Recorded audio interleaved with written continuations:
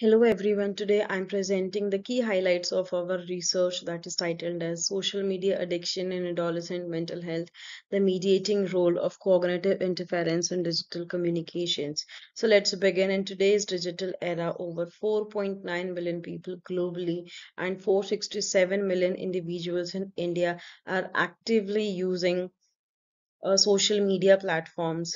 Among these users, adolescents represent one of the most vulnerable groups, especially in the urban hubs like Chandigarh, where social media has become deeply woven into daily life. We identified a significant gap in Indian based research linking digital communication to mental health and cognitive interference, especially using objective tools like Stroop test. So, this study attempts to fill that gap.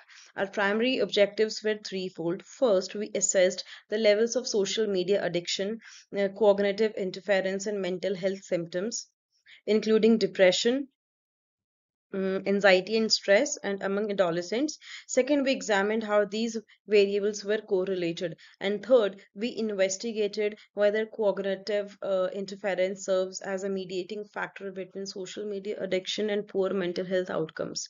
For this, we employed a cross-sectional quantitative design with 541 adolescents aged between 13 and 19 years. We used well-established measures like the Burgeon Social Media Addiction Scale, a computerized Stroop test to capture executive dysfunctioning, and the depression, anxiety, and stress test to assess the mental health.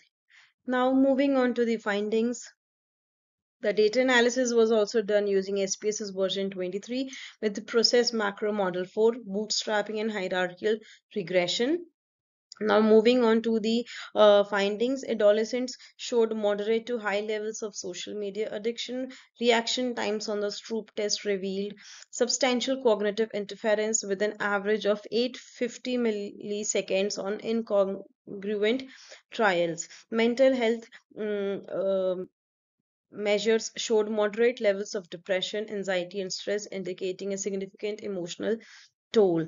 Statistical analysis revealed strong and meaningful relationships. Social media addiction was positively correlated with cognitive interference, it was negatively correlated with mental health outcomes, and cognitive interference itself was strongly negatively correlated with mental health.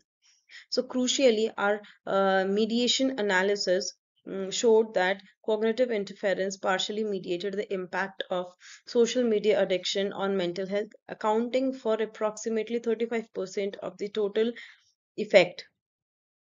The mediation highlights that adolescents are not just emotionally affected by social media, they are also cognitively overloaded, which further deteriorates their well being. So, theoretically, this study draws from multiple frameworks. First is the social identity theory, emphasizing peer influence and group behaviors online. Uh, then it comes to cognitive load theory, explaining mental exhaustion through multitasking, and the limited capacity model, recognizing that the human brain has finite cognitive resources, easily overwhelmed by constant digital stimuli.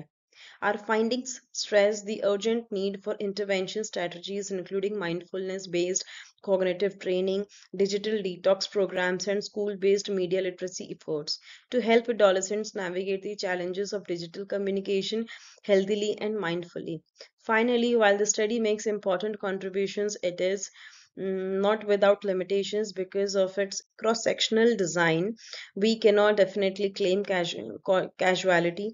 Further research should use longitudinal tracking and objective usage data to validate and extend these findings. In conclusion, this research emphasizes that the cost of excessive digital communication is not just emotional, it is cognitive also, and addressing these challenges is crucial to safeguarding the mental health of our youth in an increasingly connected world. So, thank you. I'm Kavita Sharma from the Department of Education, Punjab.